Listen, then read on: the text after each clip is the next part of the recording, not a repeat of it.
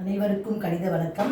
இப்போ பார்க்க போகிறது 8ஆம் வகுப்புக்குரிய கணக்கு காலாண்டு தேர்வில் கேட்கப்பட்ட 27வது கேள்விக்கு உரிய பதிலை இப்போ பார்க்க போகிறோம். 2x + 5y மற்றும் 3x - 4y பெருக்குக அப்படின்னு சொல்லி கொடுத்துருக்காங்க. இது புக்கில் பார்த்தீங்கன்னா எடுத்துக்காட்டு 3.5 உள்ள கணக்கு. இப்போ பாருங்க, கிடைமட்ட பங்கீட்டு முறையில் பெருக்க போகிறோம். அப்படின்னா என்ன பண்ண போகிறோம்னு பாருங்க.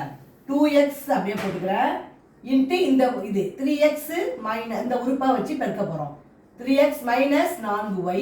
அடுத்து இங்கே என்ன இருக்கு? ப்ளஸ் 5y-ஆல் 3x - 4y பெருக்க போகிறோம்.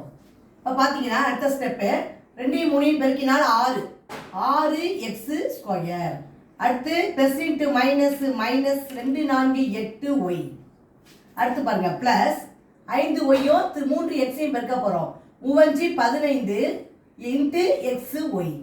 அடுத்து ப்ளஸ் இன்ட்டு மைனஸ் 5 4 பெருக்கினால் 20 y பெருக்கினால் y². இப்போ ஒத்த உறுப்புகளை மட்டும் நம்ம என்ன செய்யணும்? கூட்டவோ கழிக்கவோ முடியுங்கிற கான்செப்டில் ஒத்த உறுப்புகள் என்னென்ன இருக்குன்னு பாருங்க.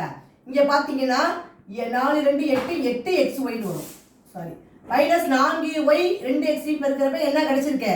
Plus into minus 2 4 8 xy. இப்போ பார்த்தீங்கன்னா xyங்கிற ஒத்த உறுப்புகள் இருக்கு. அப்போ நம்ம என்ன செய்ய போகிறோம்? அதை மட்டும் நம்ம கூட்டலாம். கூட்டவோ கழிக்கவோ செய்ய முடியும். 6x². இங்கே என்ன இருக்கு? ப்ளஸ் 18xy இருக்கு. இங்கே மைனஸ் 8xy இருக்கு. பெருசுல இருந்து சின்னதை கழிக்கிறோம். 15 8 போனால் எவ்வளோ? 7 ப்ளஸ் 7xy. அடுத்து மிச்சம் இருக்குதுன்னா மைனஸ் 20y². இதுதான் வந்து இந்த கணக்குக்குரிய விடையாகும். 6x² plus 7xy minus 20y². புரிச்சுங்களா?